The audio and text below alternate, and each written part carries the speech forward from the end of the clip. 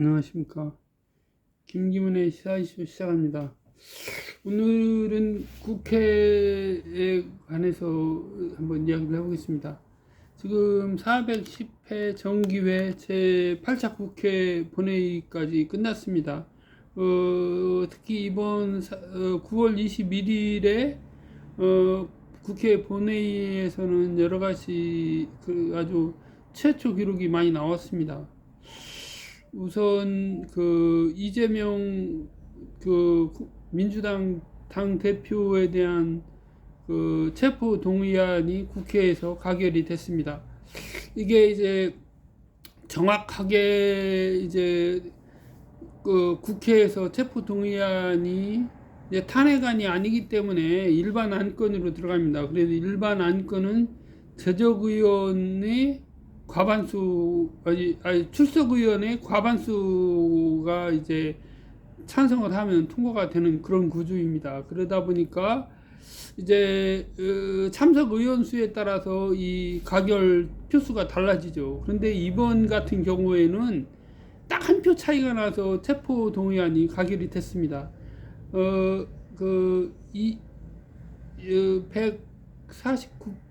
148표인가 그렇게 해서 결정이 됐습니다. 149표 하면은 이제 총 국회의원이 이제 300명인데 이제 한두 명 빠지고 이런 식으로 되는 거죠. 그래서 정확하게 표수를 보니까 딱 한 표 차이가 나는 겁니다. 한 표 차이로 체포 동의안이 가결이 됐다 이겁니다. 그래서 정의당이 5명 정도가 찬성을 하겠다라고 했다고 그러고요. 그렇게 하면은 이제 야당 성향 의원들은 거의 다 이제 반대표를 던졌다고 보면 결국은 민주당에서 찬성표가 많이 나왔다고 볼 수 있을 것 같습니다. 하여튼 30표 이상도 될 수 있다라고 그렇게 보는데요. 그만큼 이재명 당대표에 대해서 심각하다라고 민주당 의원들도 판단했다라고 봅니다. 우선 간단하게 먼저 넘어가고요. 다음에 한덕수 국무총리의 해임 건의안이 또 가결이 됐습니다.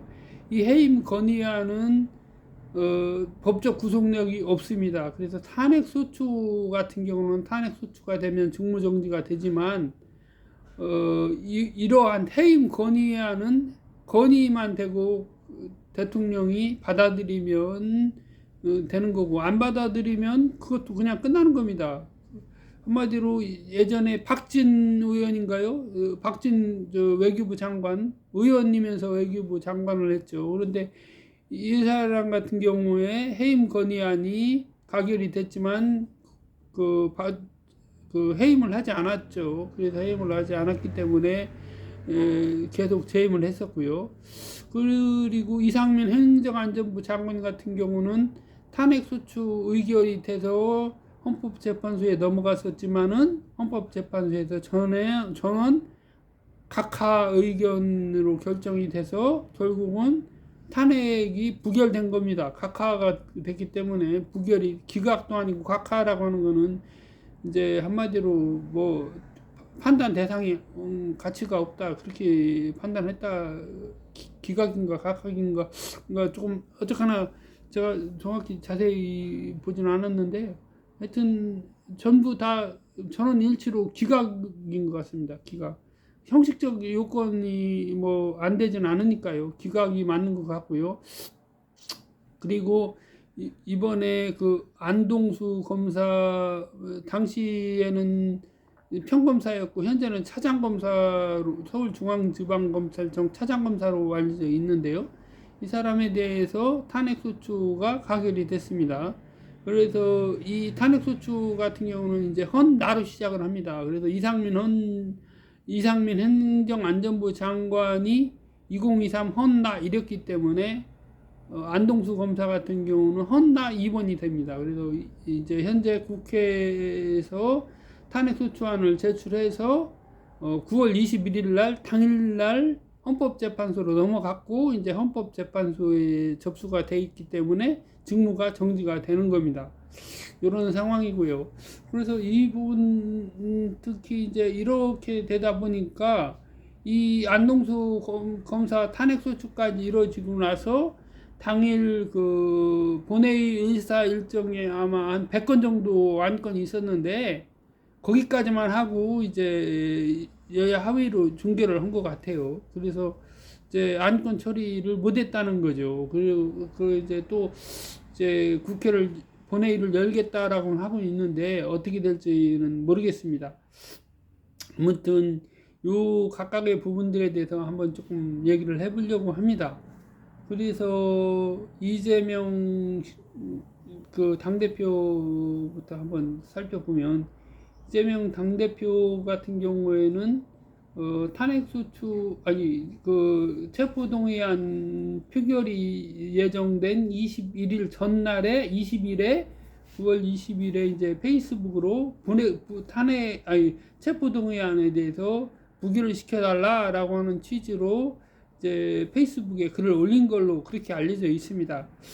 그래서 이 부분을 살펴보면 통상적으로 뭐 자기 저 스스로도 국회의원에 대한 불체포 특권을 포기하겠다라고까지 여러 차례 얘기를 했고 민주당 내부에서도 그렇게 결의까지 해왔던 마당에 체포 동의안이 국회 표결을 앞두고 있는 상황에서 20일 날 단식까지 하는 와중에서 체포 동의안을 부결시켜달라고 했다. 이거는 상식적으로 굉장히 이해가 안 됩니다. 그래서 아마도 민주당 내에서 한 30명 가까운 의원들이 찬성으로 돌아서지 않았나 생각이 됩니다. 왜냐, 의혹이 있다고 해서 검사가 국회에 이제 법무부에서 탄핵소추 안을 이제 제출을 했어. 물론 이제 검찰청에서 체포동의안을 내면 그거에 대해서 법무부로 이송이 되면 법무부는 그거에 대해서 무슨 심사를 거치는 게 아니고 형식적인 절차로 그냥 대통령한테 전달해서 대통령이 사인을 해서 서명을 해가지고 국회로 보내는 구조이기 때문에 왜냐 수사에 대해서 직접 개입을 할 수 없기 때문에 검찰에서 보내온 체포동의안에 대해서 법무부나 대통령이 그걸 심의하고 해서 부결시키거나 거부하거나 할 수는 없는 겁니다. 그렇기 때문에 그대로 국회로 넘어간 거고, 그러면은 민주당 당대표나 민주당 의원들 입장으로 봐서는 자기들 내부적으로 양심적으로 판단을 했으면은 이렇게 안 했을 거로 보입니다. 그렇지만 사실상의 당론으로처럼 해갖고 당대표에 대해서 체포동의안을 부결시켜야 된다라고 하는 사실상의 당론 결정을 해왔고 거기에다가 당대표가 부결을 시켜달라고까지 했다. 이거는 당대표가 정상적으로 자기가 직무를 제대로 행해왔는지 여러 건들의 의혹 사건에 대해서 정말 의혹이 없다고 할 수 있는지 자기 스스로 되묻게 되는 그런 사태가 아닌가 합니다. 국회의원들로 봐서는 자기가 떳떳하면 법원에 가서 영장 실질심사 받으면 그만이 않느냐라고 생각할 것이 충분합니다. 그럼에도 불구하고 이런 식으로 대응을 했다. 이거는 의혹이 기정사실이 아닌가라고 봅니다. 우선 그래서 이 부분에 대해서 언론이라든가 그런 유튜브 방송이나 무슨 그런 방송들에서 나왔던 얘기들을 살펴보면 저는 검사 입장도 아니고 국회의원도 아니고 정당 입장도 아닙니다. 그래도 제가 어느 정도 객관적인 위치로 살펴보면 우선 한동훈 법무부 장관이 21일 날 체포 동의안에 대해서 아주 상세하게 설명을 했습니다. 그래서 그렇게 많이 설명을 해야 되는가 라고 하는 부분들에 대해서 국회의원들이 엄청 항의를 했고 국회의장도 여러 번 줄여서 빨리 끝내달라고 여러 차례 얘기를 했습니다. 그럼에도 불구하고 계속 읽어 내려갔는데요. 그래서 읽어 내려간 건 좋다 치더라도 우선 양이 너무 많다. 그러면 핵심적인 내용을 제대로 설명을 했느냐 하는 걸 보겠습니다.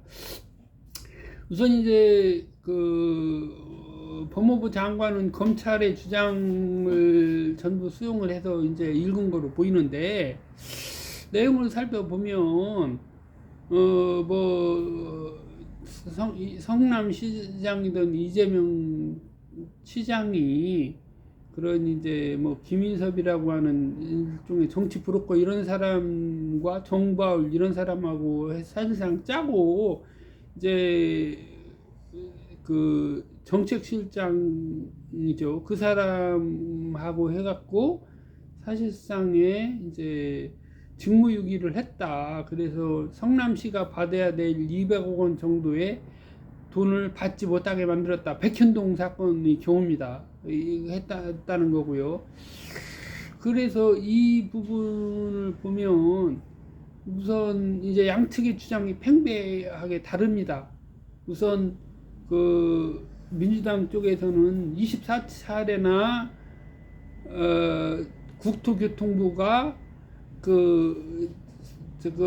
국토계 토지 이용계획 변경을 압박을 했다. 그래서 어쩔 수 없이 했다라고 하는 부분이고요. 24차례라고 합니다. 그 24차례가 긴지 아닌지는 정확하게 알 수가 없습니다. 언론에서 나온 얘기가 다 틀리고, 그걸 국토교통부에 설사 예를 들어 정보공개 청구한다라고 해도 안 주겠죠. 이거는 줄 리가 없습니다. 무조건 행정소송 가라고 할 겁니다. 그렇기 때문에 일반 국민으로서는 실체적 진실을 파악하기 어렵고, 그런데 우선 보자고요. 24차례 했다. 이제 24차례 그게 기든 아니든 중요한 거를 한번 보면, 이제 그 공공기관 지방 이전, 이것이 바로 그 노무현 대통령 참여정부 시절에 노무현 대통령이 서거하셨지만 이 노무현 대통령 때부터 있어 왔던 얘기입니다. 그래서 수도이전 특별법을 해서 시행을 했지만 헌법재판소에서 우연이다라고 해서 결국은 해당 법이 폐지가 됐고, 행정도시에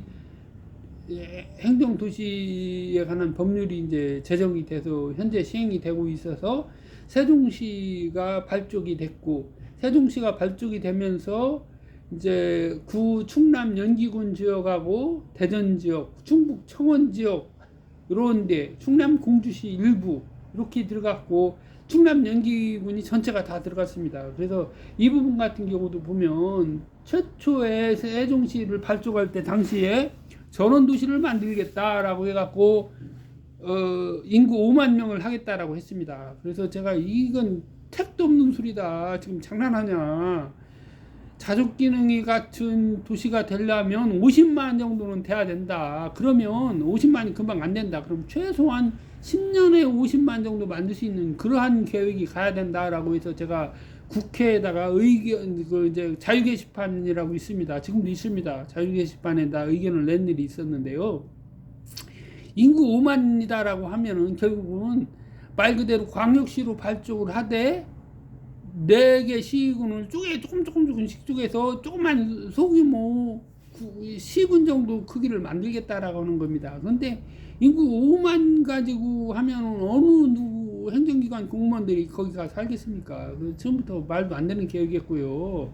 그래서 이제 결국은 이제 제가 인구 50만 이걸 해서 건의도 하긴 했지만 5만이던 것이 이제 연기군 전체가 들어가는, 연기군에서도 강력하게 반대를 했었고, 제가 충남도청에 당시에 공무원으로 재직을 할 때였는데요.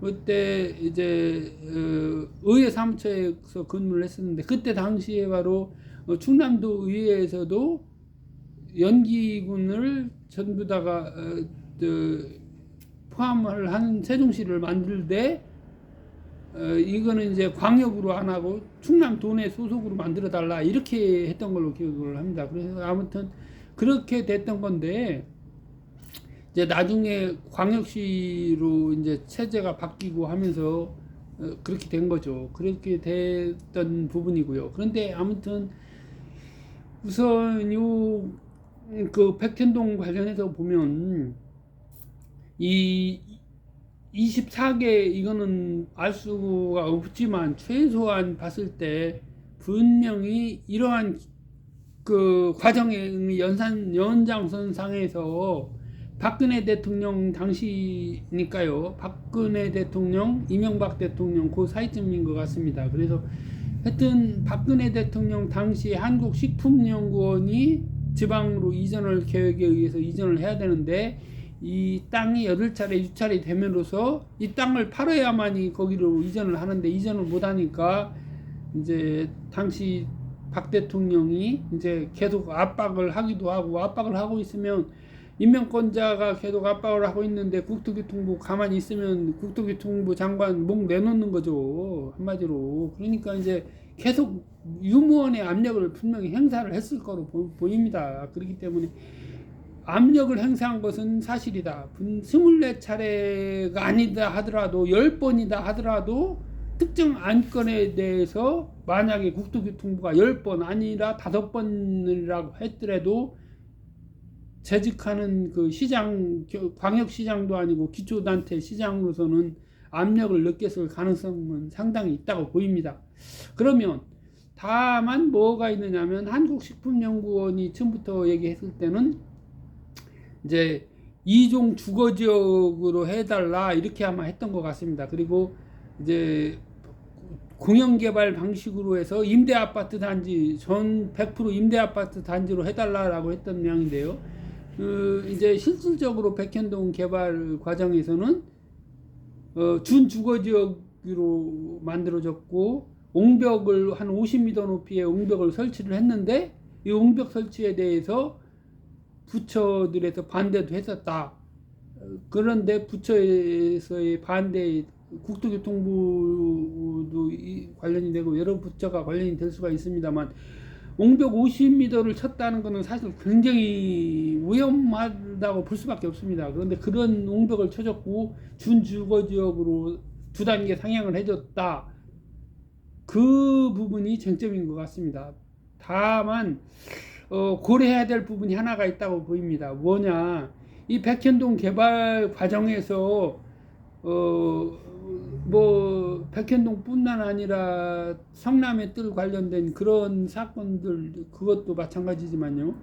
이 당시에 그 아파트 가격이 굉장히 높아졌죠. 그래서 이 아파트 가격이 높아졌기 때문에 정상적인 가격보다 분명히 수익을 많이 봤을 거라는 건 확실합니다. 그러면 그것을 예상할 수 있었느냐 없었느냐 가지고 그 직무유기를 했느냐 안 했느냐를 판단을 해야 맞을 거로 보입니다. 그렇다 그러면 통상적으로 공시지가 정도보다 약간 높게 해서 이제 땅을 수용을 했다라고 봤을 때 그러면 그 다시 이제 공영 개발로 들어가는 그 아파트 건설할 때 그 평당 가격을 얼마로 산정했나 보면 그 차이가 현저하게 많이 난다.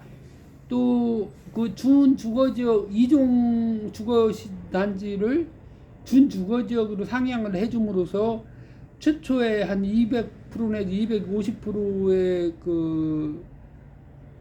그러한 그 건폐율이라고 해야 되나 뭐죠? 하여튼 그런 이제 입방미터 그런 거죠. 그런데 그러한 거가 500%로 상향이 됐다 그러면 250%인데 거기다 옹벽 설치로 인해서 또 면적이 엄청나게 늘어났다는 거죠. 그런 거를 보면 아무리 뭐 지자체로 기부 체납이 되는 그 시설이나 땅이 있다고 하더라도 그거는 도로는 어디나 다 그 아파트 단지 내 도로들은 대부분 다 그 외부 도로까지는 다 지자체로 기부가 되는 부분이기 때문에 그거 자체 가지고 뭐 할 수는 그게 뭐 기부다. 기부는 기부죠. 그래서 기부는 기부지만 그것이 엄청난 이득을 가져온 기부다라고 보기는 어려운 것이 그 도로 관리에 대해 수반되는 비용들이 또 발생을 하는 겁니다. 그렇기 때문에 그거는 그렇고요. 그렇다 봤을 때 이 제가 추정하건대 9월 26일 날 체포에 대한 그 구속 실질 심사가 이제 있을 건데요. 그러면 구속 실질 심사 결과가 어떻게 나올 거냐? 제가 볼 때는 구속이 될 거로 보입니다. 이거는 그 한동훈 장관이 뭐 많이 읽고 안 읽고 그걸 떠나서 객관적으로 아무리 강요에 의해서 예를 들어 했다 치더라도 준주거지역을 이종 주거단지를 준주거지로 해서 엄청난 이득을 가져오게 해줬는데, 그렇다 그러면은 예를 들어서 최소한 공영개발 예정지로 되어 있었다면 성남 도시개발공사가 참여를 했어야 맞죠. 그럼 왜 그런 차이가 있느냐? 도시개발공사가 참여를 했으면 그 이익을 분점을 할 수가 있었는데 분점을 못 했잖아요, 결국은. 그러면 2천억이나 이런 정도의 그러한 거면 사업을 성남시가 참여를 했으면 2천억 중에서 다음은 500억이라도 수익이 더 발생했을 거 아닙니까? 그러면 문제는 이 수익이 발생했으면 뭐 비용은 안 들어갔냐? 비용 들어가겠죠. 비용 들어가겠지만 어차피 성남 도시개발공사를 설립한 게 누굽니까? 성남시가 만들었고 이재명 시장 때 다 낸 거 아닙니까? 그렇다 그러면은 당연히 사업을 하는데 하기 위한 인력이 고용이 됐고, 그럼 사업을 해서 비용을 만든 그 비용에 대한 그 충당을 성남시에서 안 하면은 다 성남시의 일반 세금에서 다 들어가야 되는 거잖아요. 그렇기 때문에 이거는 분명히 직무유기고 배임이다라고 볼 수밖에 없다라고 봅니다. 그래서 제가 볼 때는 이재명 시장의 정치적 운명은 끝났다라고 보입니다. 그렇다 그러면 민주당은 어떻게 될까? 민주당은 이재명 시장을 완전히 버리고 새로운 당 체제를, 새로운 당대표를 만들어야 되겠죠. 그렇지 않고 지금대로 간다 그러면 민주당 찍어줄 국민이 있겠습니까? 그렇다고 해서 뭐 국민의힘 찍어줄 국민이 있을까요? 찍어주겠죠, 일부들은. 그렇지만 핵심적인 역할을 하게 될 이런 이제 무당파들이 엄청나게 늘어난다 그러면 내년도 선거가 과연 어떻게 될까요? 그렇기 때문에 제가 볼 때는 이거 정말 여야가 공멸을 하는 그러한 엄청난 형지풍파가 될 것이라고 봅니다. 그래서 이번에 국무총리 한덕수 국무총리에 대한 해임 건의안도 일단 건의가 됐는데 안 받아들이겠다라고 생각을 하는 모양인데, 제가 볼 때는 우선 윤석열 대통령이 정말 제대로 된 정신 상태를 갖고 있는 대통령인가, 정말 대한민국 대통령이 맞는가라고 볼 때 많은 국민들이 의문을 제기하고 있지 않습니까? 미국 편향, 일본 편향, 중국에 대해서는 엄청난 그 핍박, 뭐 러시아 뭐 마찬가지고요. 이렇게 우리나라의 지정학적 위치를 전혀 고려하지 않고 이렇게 했을 때 중러 북 삼각동맹이 되고 한국, 일본, 미국이 삼각동맹이 된다라고 했을 때 이거 둘 다 충돌하면 어떻게, 이거 제3차 세계대전입니다, 이거. 그리고 윤 대통령이 특히 위험한 행태가 무엇이냐, 북한에서 무인기를 침투시켰을 때 우리나라가 똑같은 방식으로 무인기를 북한에 침투시켰습니다. 그러면 남북 둘 다 정전협정 위반이 되는 겁니다. 이 북한에서 김정은이가 발견을 하고서 한국이 테러 살상용, 요인 살상용 무인기를 침투시켰다라는 빌미를 삼아서 휴전선 전역에서 만약에 전면전을 벌였다면 이건 제3차 세계대전입니다. 이러한 무모한 생각을 갖고 있는 사람이 대한민국 대통령이다. 정말 위험한 발상이고, 정말 윤 대통령이 5년을 제대로 지킬 수 있을지 의문입니다.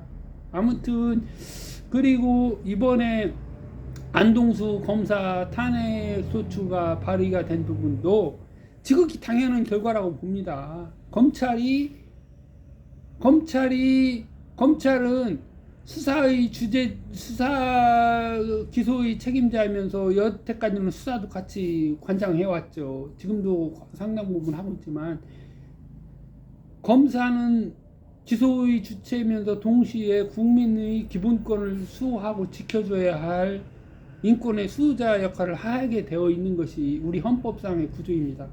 그런데 그 유모 씨, 서울시 공무원 유모 씨에 대한 그 사건을 보면 기본권은 깔아뭉개고 완전히 그 국정원 편향으로 해서 뭐 모든 범죄를 단정해놓고 수사한 것이나 같지 않습니까?